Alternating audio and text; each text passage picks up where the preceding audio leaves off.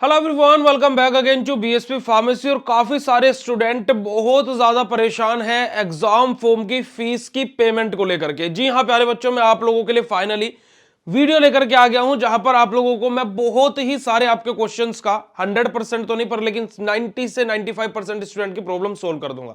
और क्या क्या स्टूडेंट के साथ में चीजें इशू हो रहा है वो सब चीजों के बारे में बात करूंगा आज के इस वीडियो में। तो हे एवरीवन, मेरा नाम है पुनीत राजपूत और आप लोग प्यार से मुझे पुनीत सर पुनीत भाई बुलाते हैं। और स्वागत है आप सभी लोगों का आपके प्यारे से प्लेटफॉर्म बीएसपी फार्मेसी में।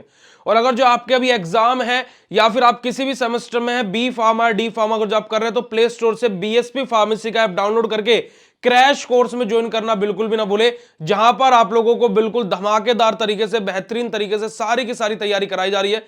तो फटाफट जाइए प्ले स्टोर से बीएसपी फार्मेसी ऐप डाउनलोड करके क्रैश कोर्स में ज्वाइन कीजिए और अपनी स्टडी को स्टार्ट कीजिए। आ जाइए प्यारे बच्चों, यहां पर बात करते तो देखिए एग्जाम फॉर्म में लेकर के अगर जो बात की जाए तो काफी सारे स्टूडेंट ऐसे हैं जिनकी पेमेंट ही नहीं हो पा रही है।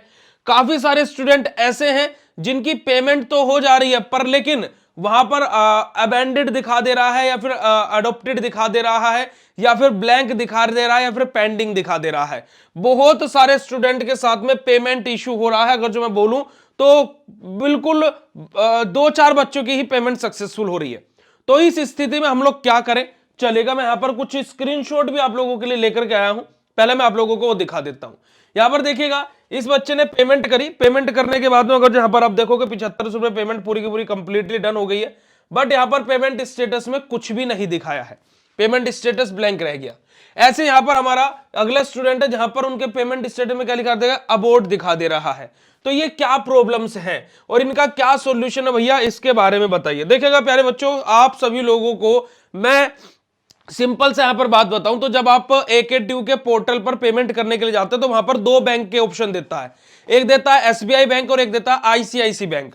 ठीक है, अब कल की डेट में यूपीआई थोड़ा सा स्लो था ऑल ओवर इंडिया में ही, है ना। यूपीआई प्रोसेस बहुत ज्यादा स्लो थी और AKTU ऐसा नहीं कि पहली बार ऐसा हो रहा है, हर बार लगभग ऐसा ही होता है, पर लेकिन इस बार ज्यादा बच्चों को ये प्रॉब्लम फेस करनी पड़ रही है।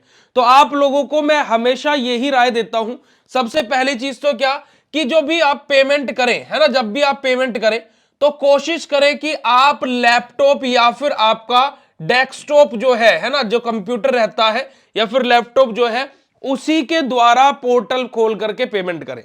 पहला मेरा सजेशन सभी को यही रहेगा, जो जिन्होंने अभी तक पेमेंट नहीं करी है वो ऐसा करें। दूसरा, आप लोग SBI का बैंक यूज करते हुए, है ना, SBI का ही बैंक के खाते से ही पेमेंट कट कराएं। तीसरा, आपकी अगर जो पेमेंट अगर जो हो गई है, आपने पेमेंट कर दी, आपके अकाउंट से पैसे कट भी गए और फिर भी अभी भी वहां पर स्टेटस पेंडिंग ही दिखा रहा है, तो उस स्थिति में भी आप लोगों को कंफ्यूज नहीं होना है, ना ही परेशान होना है।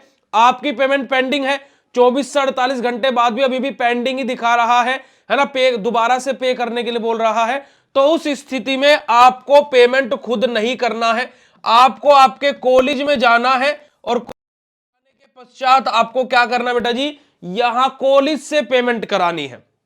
ठीक है, अब आपका क्वेश्चन ये होगा कि भैया जो हमारी पेमेंट हो गई है एक बार 7500 रुपए, उस पेमेंट का क्या।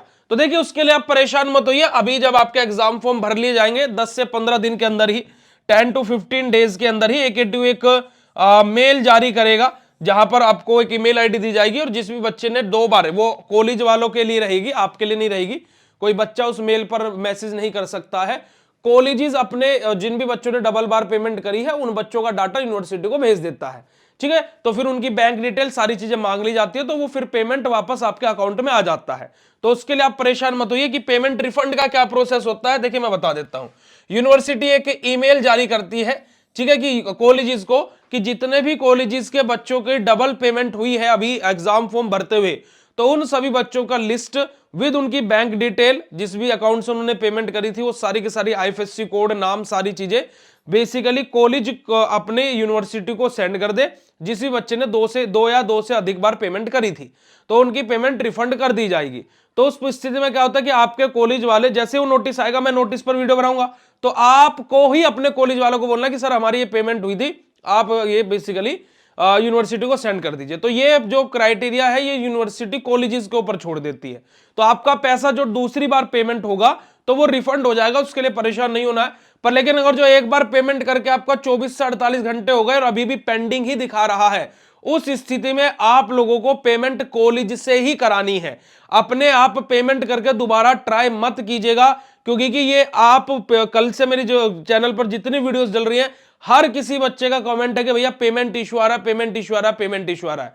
तो भाई आप लोगों से मैं यही बोलूंगा, 150 रुपए कॉलेज वाले ज्यादा ले लेंगे, पर लेकिन उनकी पेमेंट सक्सेसफुल हो जाएगी, क्योंकि कॉलेज का पोर्टल अलग होता है ना। आप देखो सिंपल सी बात है कि एक वेबसाइट है जहां पर 1 लाख बच्चे एकदम की दम से क्या कर रहे हैं, अप्लाई कर रहे हैं।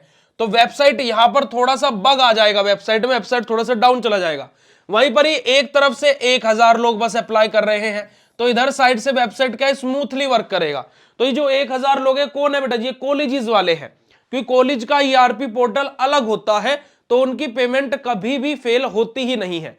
तो आप लोगों को कॉलेज से ही अपना एग्जाम फॉर्म भरवाएं तो वो ज्यादा अच्छा होगा। कॉलेज वाले मना कर रहे हैं तो थोड़ी सी रिक्वेस्ट कर लो, कोई बात नहीं, है ना जी। मुसीबत में तो गधे को भी अपना बाप बनाना पड़ता है, कोई बात नहीं। तो इस बात को आप लोगों को विशेष तौर पर ध्यान रखना है। तो पेमेंट अगर जो नहीं करी है तो कोशिश कीजिए कि आप लैपटॉप डेस्कटॉप का यूज करके ही पेमेंट करें, और साथ ही साथ बेटा जी एसबीआई के ही अकाउंट से आप पेमेंट करें तो ज्यादा बेटर रहेगा। ठीक है, यूपीआई बहुत स्लो वर्क कर रहा है, तो इस वजह से आप net banking, credit card, debit card इनका ही उपयोग करके पेमेंट करें। दूसरी बड़ी बात कि अगर जो आपने पेमेंट कर दी है और पेमेंट होने के बाद में पेंडिंग में ही है ना, और आपका पेमेंट स्टेटस कुछ नहीं दिखा रहा, दोबारा से पेमेंट करने के लिए बोल रहा है, तो और 24 से 48 घंटे का समय भी बीत चुका है, तो उस स्थिति में आपको अपने कॉलेज से ही दोबारा पेमेंट करानी है। और जो पहली बार भी भर रहे हैं भाई, उनको भी मैं ये बोलूंगा कि कॉलेज से ही पेमेंट कराओ तो सबसे ज्यादा बेटर रहेगा। और बाकी आपका जो पेमेंट आप दो से ज्यादा बार कर दिए हैं, तो वो आपका एक बार का ही पेमेंट कट होगा, बचे कुछ पेमेंट आपके अकाउंट में रिफंड हो जाएगा। उसकी भी क्या प्रक्रिया होती है मैंने आप लोगों को बता दिया।